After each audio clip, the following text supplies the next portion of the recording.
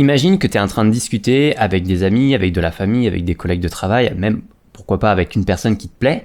Tu es dans une conversation et tu as des choses à dire, tu aurais des choses en tout cas à partager.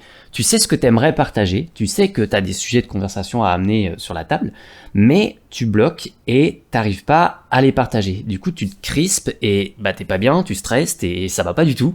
Et du coup, la conversation est pas du tout cool pour toi. Si c'est un truc qui te parle, je t'invite à être attentif à cette vidéo. Je vais te partager une anecdote justement pour apprendre à lâcher prise dans ces moments-là et être plus à l'aise dans les conversations dans les prochains jours. Si tu me connais pas encore, je m'appelle Nathanaël et aujourd'hui justement j'accompagne les personnes à prendre confiance en elles dans la relation à l'autre au quotidien. Donc si c'est quelque chose qui te parle, je t'invite à t'abonner à la chaîne. Savoir gérer des conversations, c'est quelque chose qui s'apprend avec de la technique, avec des méthodes, avec des astuces, notamment comme par exemple trouver des sujets de conversation, ça en fait partie, comme par exemple se connecter à l'autre par la synchronisation, ça en fait partie.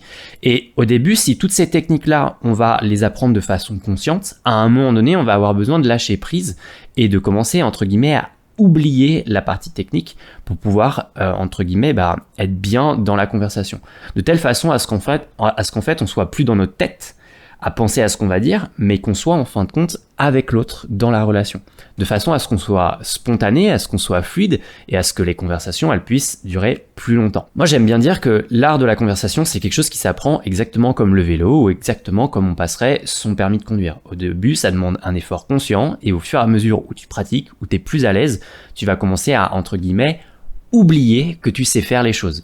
Et l'idée, c'est exactement ça. Je vais te raconter une petite anecdote. Quand j'ai commencé à m'intéresser à l'hypnose, si tu le sais pas, je suis praticien en hypnose et du coup la suggestion c'est un truc qui me parle beaucoup et que j'utilise au quotidien. Quand j'ai commencé à m'y intéresser en 2015 et que c'était une période où j'étais encore pas mal timide et que je commençais à tester des techniques de conversation, notamment la technique du mind map dont je te parle dans cette vidéo, je t'invite à aller voir. Au début, j'ai rencontré un hypnothérapeute qui m'a partagé un truc super intéressant.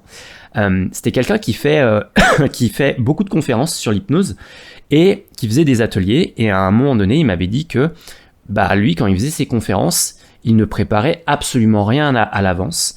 Et il y allait comme ça, au feeling. Et en fait, il était spontané. Et il pensait même pas à l'avance à ce qu'il allait dire et il préparait absolument rien. En fait, ce qu'il faisait, c'est qu'il se faisait confiance, il faisait confiance à sa partie inconsciente pour pouvoir trouver des sujets de conversation et trouver des idées durant la conférence à partager sur le moment. Et je trouve que c'est une bonne stratégie à utiliser. Et ce qui s'est passé, c'est que en 2015 ou en 2016, à peu près dans ces eaux-là, j'étais sur le campus de Grenoble parce que je faisais mes études de psycho. Et en fait, j'ai voulu m'améliorer en anglais. Et moi, j'ai envie de dire d'ailleurs que apprendre la conversation, c'est comme si tu apprenais une nouvelle langue. C'est exactement la même chose. Au début, t'es pas bien, t'es stressé. Après, tu oses participer, tu oses faire des erreurs, tu oses te tromper. Et après, tu commences à être à l'aise au fur et à mesure que tu pratiques. Et à un moment donné, je voulais donc pratiquer plus l'anglais et je m'étais inscrit à un programme de parrainage avec des étudiants étrangers. Et j'avais trouvé une tandem et il y avait une américaine qui venait d'Alaska qui m'avait contacté. Et du coup, on était allé boire 4 ou 5 cafés, je crois, je sais plus exactement.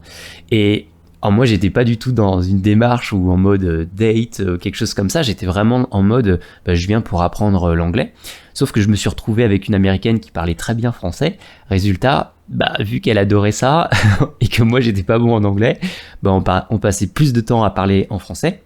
Et du coup, j'en ai profité pour, entre guillemets, en sous-marin, tester différentes techniques et stratégies de communication, notamment la technique du mind map que j'utilise beaucoup encore aujourd'hui et qui est quelque chose qui est très efficace. En fait, au bout de 4 à 5 rendez-vous, je sais plus, peut-être le 4e, juste avant d'y aller, je me suis dit, en fait j'ai un peu stressé parce que je me suis dit, oh là là, mais ça va pas...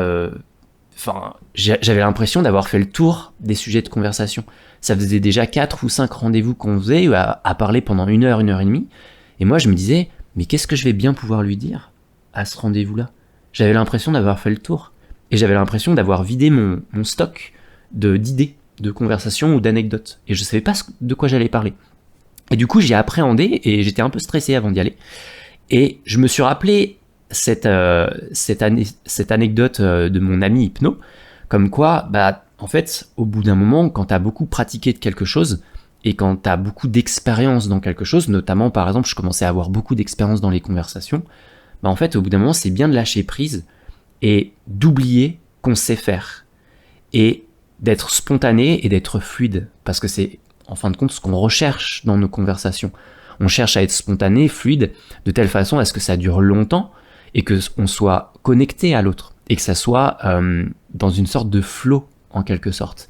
Et je me suis rappelé, en effet, l'anecdote que cet ami hypno m'avait partagée, et du coup, je me suis dit, avant d'aller à ce rendez-vous donc avec cette américaine, je me suis dit, ok, je vais faire confiance à mon inconscient, et de toute façon, il saura très bien trouver des idées de conversation sur le moment. Et du coup, je suis allé sur le campus, je suis parti de ma résidence universitaire, et puis je marchais, j'ai pris le tram et tout, et puis bah, en fait, j'ai pensé à autre chose. Et je suis allé au rendez-vous, et puis je suis sorti au bout de 1h30. Et en fait, en sortant, je marchais sur le campus, et puis là, j'ai eu cette prise de conscience, et je me suis rendu compte que, mais j'avais oublié d'appréhender avant la conversation. J'avais oublié que je savais pas ce que j'allais dire. Et résultat, j'ai été beaucoup plus spontané et fluide dans la conversation puisqu'elle a duré à peu près 1h30. Et du coup, là, ça fait vraiment appel à un truc, c'est que au bout d'un moment, accepte de lâcher prise et de ne pas savoir quoi dire à l'avance et que en fait, tu vas le découvrir sur le moment avec la personne qui va y avoir en face de toi. Et que tu vas être fluide et que ça va se faire de façon totalement spontanée. C'est vraiment quelque chose que je t'invite à faire, de te dire, ok, je fais confiance à ma partie inconsciente pour pouvoir trouver des sujets de conversation sur le moment. Et je sais que de toute façon, avec toute l'expérience que j'ai, je vais bien savoir quoi dire sur le moment. Et laisser faire en fait ça. Et passer à autre chose et oublier. Juste lâcher prise. Et en faisant ça, tu verras que tes conversations, elles seront beaucoup plus fluides, beaucoup plus simples et beaucoup plus spontanées. Je t'invite vraiment à tester ça dans les prochains jours, dans les prochaines conversations que tu auras. C'est quelque chose qui est vraiment très efficace et très puissant à utiliser. Voilà, en attendant, j'espère que ça t'a plu, j'espère que ça t'a apporté beaucoup de valeur, que ça va te permettre de t'aider à avancer. En attendant, je t'invite aussi à t'abonner à la chaîne si c'est pas déjà fait et on se dit à très vite.